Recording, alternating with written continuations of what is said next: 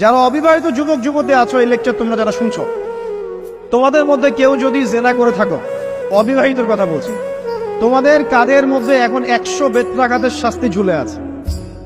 সূরা নূরের 1 থেকে 3 নম্বর আয়াত পড়ে দেখবে, অবিবাহিত যুবক যুবতী যদি জেনা করে তাদের শাস্তি হচ্ছে 100 বেত্রাঘাত, তাও জনসমক্ষে, এবং এক বছরের জন্য নির্বাসন।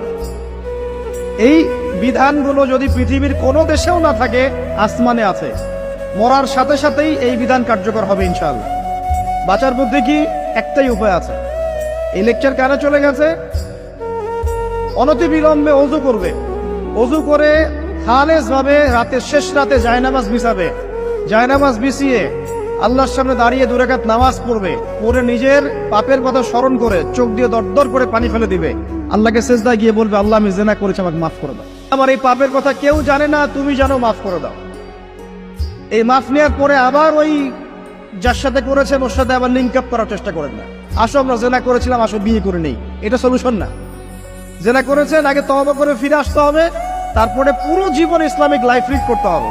আল্লাহ যদি দেখেন যে হ্যাঁ আপনি ঠিকঠাক তওবা করে আল্লাহর কথা চলছেন, আল্লাহ তখন আপনাকে নেককার স্ত্রী দিবে ইনশাআল্লাহ। এই এই এই একমাত্র রাস্তা যুবকদের জন্য এবং যুবতীদের জন্যও। যুবকরা না হলে পার পেয়ে যেতে পারে, কারণ একটা কথা সমাজে প্রচলিত আছে না, যে ছেলে মানুষের ইজ্জত তো সহজে যায় না।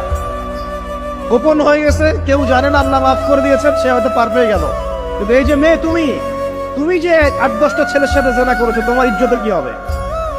তোমার যে সতীত্ব তুমি নষ্ট করেছো, তুমি তো বিয়ের পর কোনো ঘরে গেলে সে হাজবেন্ডও বুঝতে পারবে তুমি আর সতী সাথী নও। তখন তোমার